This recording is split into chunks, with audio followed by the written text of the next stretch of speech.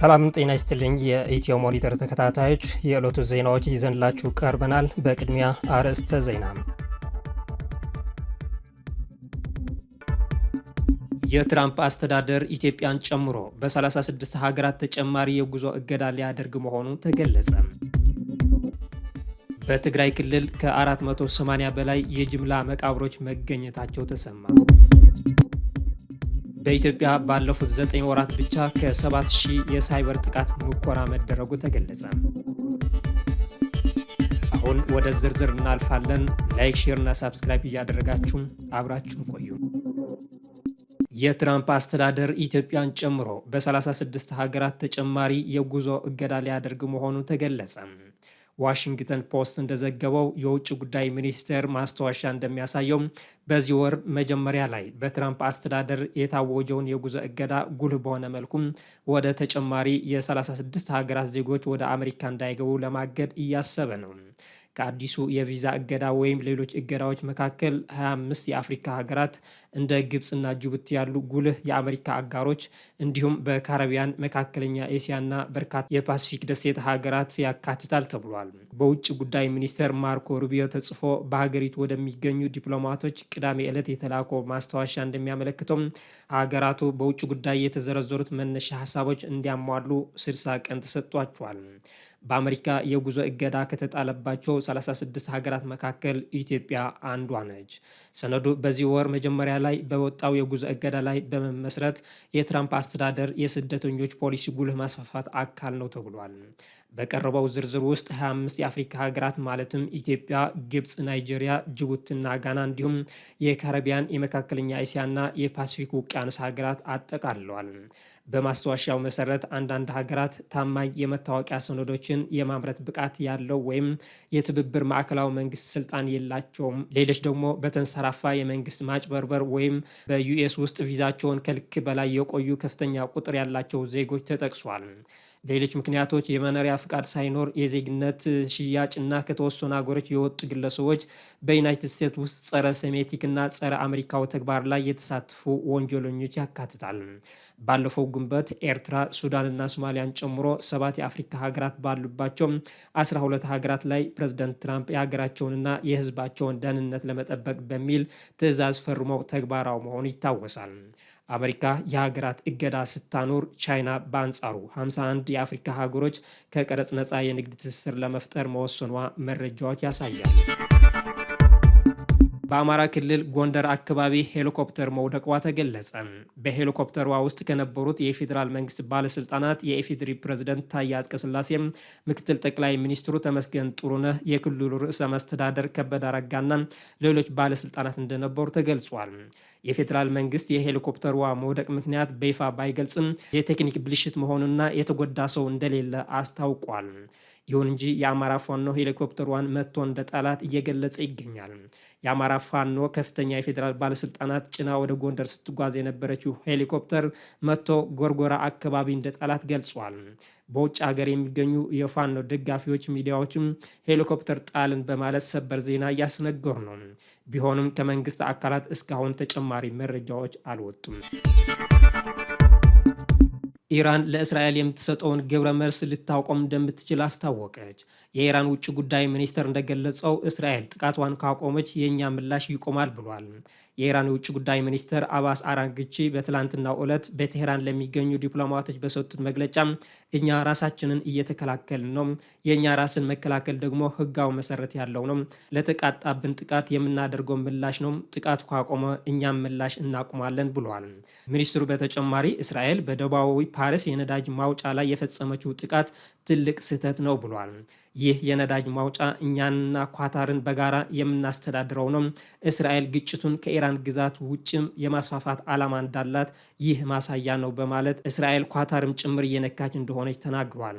በአሜሪካና ኢራን መካከል እየተካሄደ ያለውን የኒውክሌር ድርድር እስራኤል ሆን ብላ ለማሰናከል የጀመረችው ግጭት መሆኑን የጠቀሱት ሚኒስትሩም ጨምረውም የእስራኤል ጥቃት ካለ አሜሪካ እውቅና እንደማይደረግ ገልጿል። በጥቃቱ ላይ አሜሪካ ምንም ተሳትፎ እንዳላደረገች በተለያዩ መንገዶች መልእክቶችን እየደረሱን ነው። ነገር ግን እኛ ይህንን አናምንም። እንደውም በዚህ ጉዳይ ላይ ማስረጃዎች እያሰባሰብን ነው በማለት መግለጻቸው ዘገባዎችን አመልክቷል። በትግራይ ክልል ከ480 በላይ የጅምላ መቃብሮች እንደተገኙ ተገለጸ። የክልሉ የዘር ማጥፋት ጥናት ኮሚሽን ዛሬ ሰኔ 9 ቀን 2017 ዓ.ም እንዳስታወቀው በ10 ሺዎች የሚቆጠሩ የመሰረተ ልማት ውድመትና ከ690 ሺህ በላይ አባወራዎች ጥናት አድርጓል።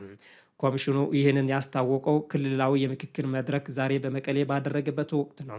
የትግራይ የዘር ማጥፋት ጥናት ኮሚሽን ኮሚሽነር ረዳት ፕሮፌሰር የማነ ዘርአይ እንዳሉት በትግራይ የደረሰውን የሰው ሕይወት ንብረትና የተፈጥሮ ሀብት ውድመት በሰነድ መመዝገብ አለበት። ኮሚሽነር የማነ በትግራይ የተፈጸመው የዘር ማጥፋት ወንጀል በሰው ልጆች ላይ የተፈጸመ ዘግናኝ ተግባር ነው ብለዋል። ኮሚሽኑ ከ480 በላይ የጅምላ መቃብሮችን መዝግቦ መያዙንና በ693872 ቤተሰቦች ላይ ትክክለኛ መረጃ መሰነዱን ጠቁሟል። ኮሚሽነሩ በመሰረታዊ አገልግሎቶች ማለትም በትምህርት፣ በጤናና በሌሎች ላይ የደረሰውን ጉዳት ከፍተኛ መሆኑን ተናግሯል። በትግራይ ያለው የድህነት መጠን በ2007 ከነበረበት 29.6 በመቶ በ2014 91 በመቶ ደርሷል ብሏል። በአንድ ወረዳ ከተደፈሩት 210 ሴቶች መካከል 57ቱ ኤችአይቪ ኤድስ በደማቸው ውስጥ መገኘቱን ኮሚሽኑ አስታውቋል። ኮሚሽኑ እንዳስታወቀው ጥናቱ በወራሪ ኃይሎች ስር የሚገኙ የትግራይ ግዛቶች አያጠቃልልም። በመድረኩ የተገኙት የትግራይ ጊዜያዊ አስተዳደር ፕሬዝዳንት ጀነራል ታደሰ ወረደም መረጃው መሰብሰቡ ለፍትህና ተጠያቂነት ወሳኝ መሆኑን ገልጿል። እስራኤል የኢራን ጠቅላይ መሪ ለመግደል ያቀደችውን እቅድ አሜሪካ ውድቅ እንዳደረገችው ተገለጸ። ፕሬዝዳንት ዶናልድ ትራምፕ የኢራንን ጠቅላይ መሪ አያቶላህ አሊ ካሜኒን ለመግደል በቅርብ ቀናት ውስጥ የእስራኤልን እቅድ ውድቅ አድርጎታል ሲሉ ሁለት የአሜሪካ ባለስልጣናት ለሮይተርስ ተናግረዋል። ኢራናውያን እስካሁን አንድ አሜሪካዊ ገድለዋልን ማለታቸውን የሚጠይቀው መረጃም አልገደለም። ስለዚህ እኛ የፖለቲካ አመራሩን የሚመለከት የምናገርበት ምክንያት የለም ሲሉ አንዱ የአሜሪካ አስተዳደር ከፍተኛ ባለስልጣን ተናግሯል።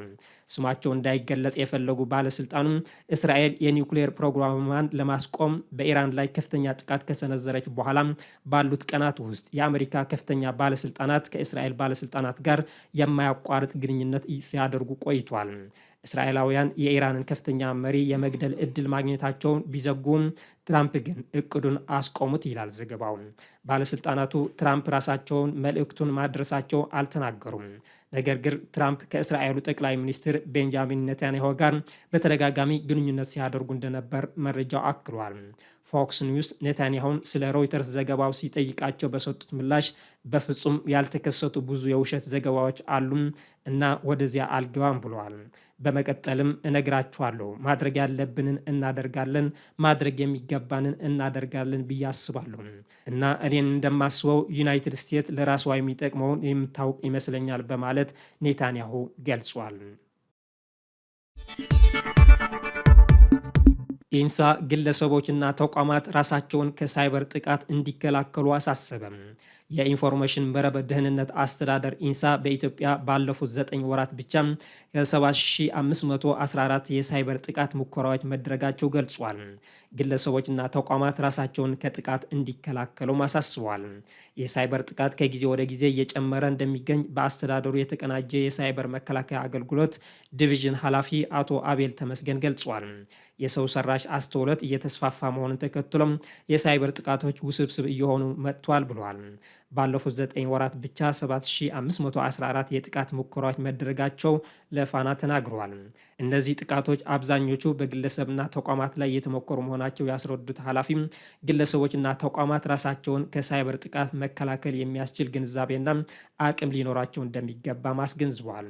በተለይ ግለሰቦች በቴሌግራም የሚላኩ ያልታወቁ ሊንኮች ባለመክፈት የይለፍ ቃላቸውን በማዘመን እንዲሁም በሰው ሰራሽ አስተውሎት የሚተላለፉ ሐሰተኛ ምስሎችና መረጃዎችን በመለየት ራሳቸውን ከጥቃት መከላከል እንደሚችሉ አብራርቷል። በተጨማሪም እንደ ማህበራዊ ሚዲያው አይነት የሚጠይቀውን መረጃ በማሟላት ባለ 2 አሃዝ የማረጋገጫ ኮዶችን መጠቀም ችግሩን መከላከል እንደሚያስችል ነው የገለጹት። የተከበራችሁ የኢትዮ ሞኒተር ተከታታዮች ለዛሬ ያዘጋጀናቸው ዜናዎች እነዚህ ይመስሉ ነበር። ሰላም።